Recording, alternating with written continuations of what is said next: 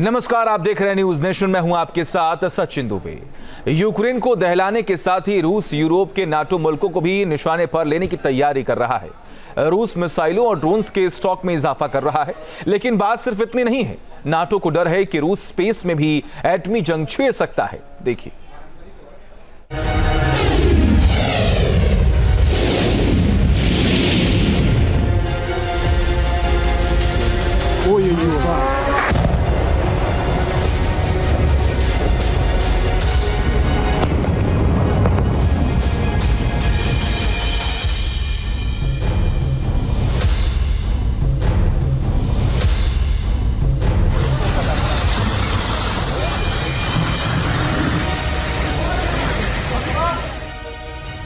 रूस की एटमी धमक, यूक्रेन पर कहर, नाटो में दहशत।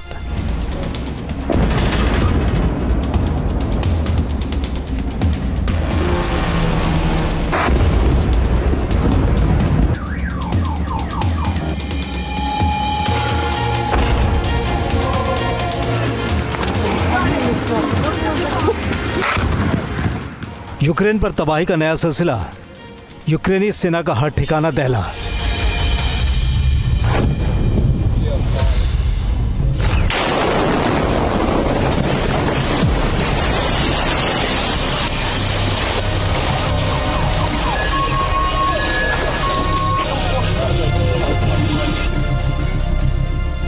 रूस का बदला तेवर, स्पेस तक टक्कर।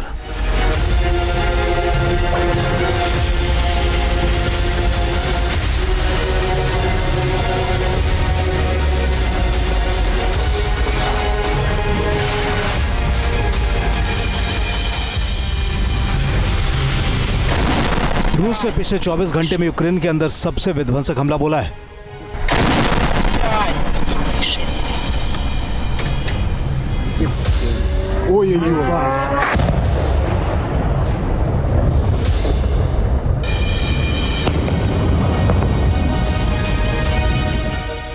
रूस की मिसाइलों और बमों ने यूक्रेन के सुमी शहर में रिहायशी इलाके को जद में लिया है।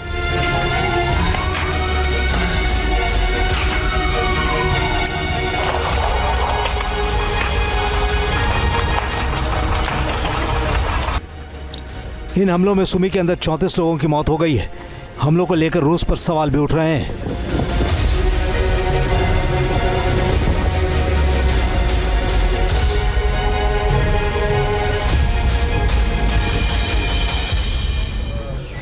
सुमी में चप्पे चप्पे पर हमले के सबूत नजर आ रहे हैं। कई बिल्डिंग जमींदोज हो गए हैं। खौफ हर तरफ दिखाई दे रहा है।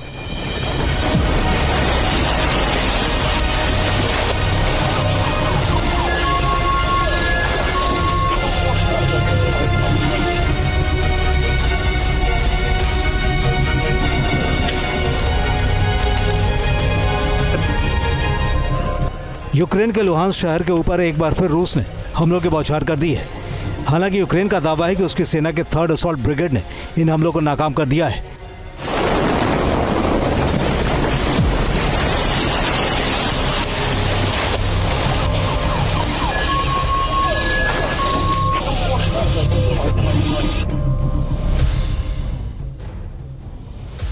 रूस के हमलों का दायरा ब्लैक सी तक पहुंच गया है।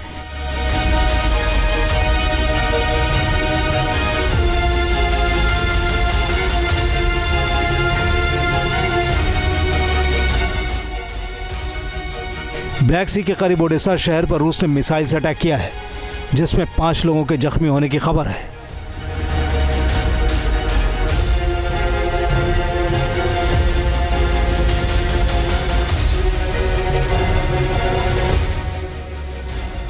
रूस ने अचानक यूक्रेन पर हमलों की रफ्तार तेज कर दी है। इसके जरिए आगे की पिक्चर भी नजर आने लगी है। रूस मिसाइलों के जखीरे में इजाफा कर रहा है।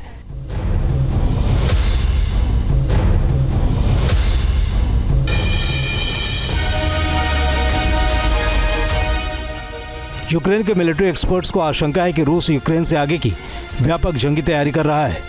रूस की इन तैयारियों ने पूरे यूरोप को अलर्ट मोड में खड़ा कर दिया है।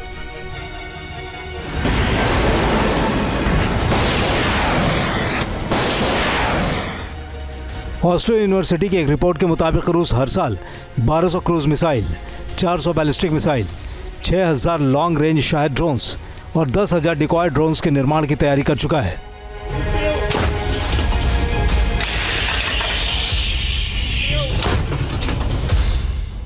रूस की रणनीति कई वजहों से यूरोप के लिए खतरे का सबब है, क्योंकि रूस इन तमाम हथियारों को सिर्फ यूक्रेन के खिलाफ इस्तेमाल करने के मूड में नहीं है, बल्कि इस स्टॉक को भविष्य के हालात के लिहाज से इकट्ठा कर रहा है और इसमें यूरोप के अंदर नाटो से भिड़ंत की भी आशंका है।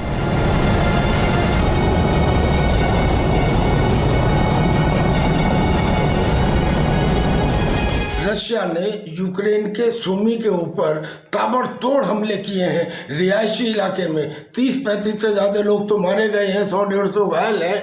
और जिस तरह से रशिया अपने ड्रोन्स और मिसाइल्स की ताबड़तोड़ प्रोडक्शन बढ़ा रहा है और करीब करीब 30 लाख नए सैनिकों की भर्ती के ऊपर प्लानिंग कर रहा है। और जब घबराए हुए जेलेंस्की ने यह कहा है कि ट्रंप किसी समझौते से पहले एक दफ़ा यूक्रेन विजिट कर लें, यहाँ के चिल्ड्रन अस्पताल और यहाँ के डिवास्टेशन को देख लें, उससे ऐसा लगता है कि रशिया जल्दी से जल्दी अपने ऑब्जेक्टिव यूक्रेन में पूरा करने के बाद इस युद्ध को यूरोप की तरफ मोड़ना चाहता है।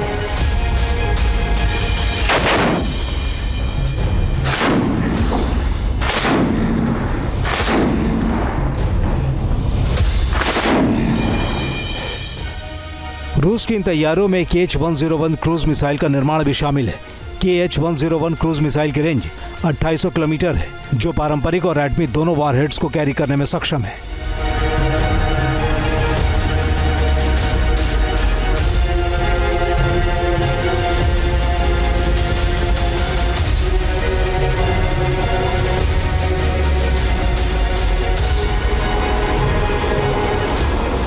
रूस बैलिस्टिक मिसाइल इस्कंदर M की ताकत को भी धार देने में लगा हुआ है। ये मिसाइल भी न्यूक्लियर हथियारों में तब्दील हो सकती है।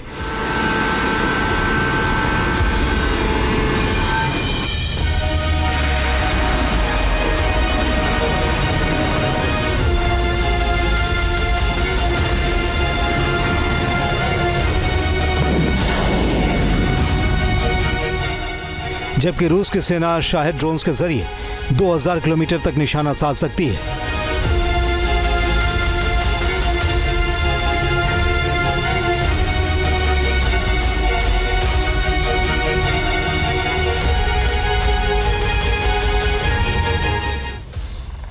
रूस ने नाटो के एयर डिफेंस की कमजोर नब्ज को पकड़ लिया है। माना जा रहा है कि यूरोपीय एयर डिफेंस के लिए मुकाबला करना आसान नहीं होगा, लेकिन रूस के खिलाफ तैयारियों को अमली जामा पहनाया जा रहा है।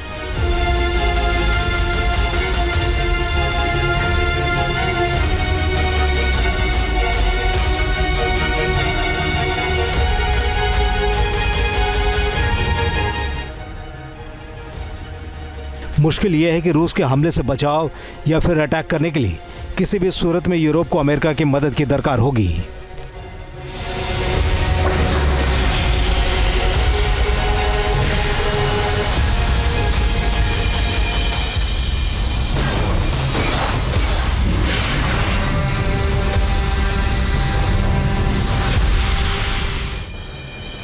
अमेरिका ने रूस के बैलिस्टिक मिसाइल के खतरों का मुकाबला करने के लिए पोलैंड और रोमानिया में एजिस एशोर जैसी अतिरिक्त मिसाइल रक्षा प्रणालियां तैनात कर दी हैं।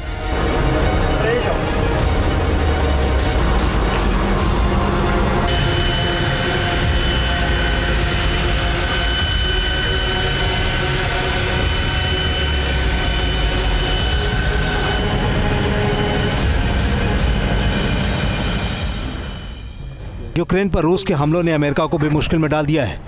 ट्रंप कह रहे हैं कि रूस ने इन हमलों को अंजाम देकर गलती की है।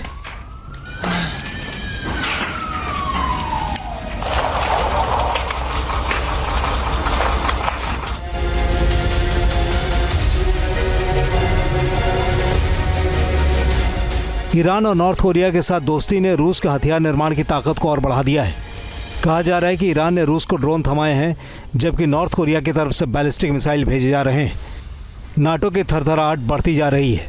नाटो चीफ मार्क रूटे ने एक बहुत बड़ी वार्निंग दी है। रूटे ने दावा किया है कि रूस स्पेस में सैटेलाइट्स के खिलाफ न्यूक्लियर हथियारों के इस्तेमाल के बारे में सोच रहा है। रूटे ने कहा है कि रूस स्पेस में न्यूक्लियर हथियारों की तैनाती कर सकता है। इसके जरिए रूस स्पेस में अपनी ताकत बढ़ाने में लगा है। और ये बेहद चिंताजनक है।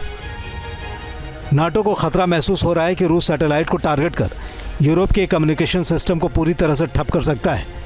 हालांकि सवाल यह भी है कि नाटो की चिंता कितनी वाजिब है और यूरोप के पास इसका क्या जवाब है। 1967 में स्पेस में आर्म्स रेस के ऊपर एक ट्रीटी साइन की थी 114 देशों में।